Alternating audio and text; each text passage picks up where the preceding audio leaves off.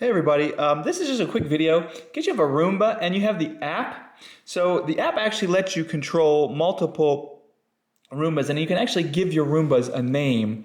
And just for fun, if you want to give your Roomba a name, you can actually do that in the app. It's pretty simple. So you open the app and you're going to scroll down to settings, product settings.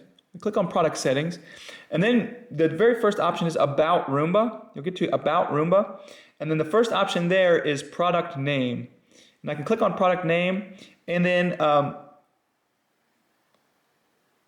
you can give it whatever name you want.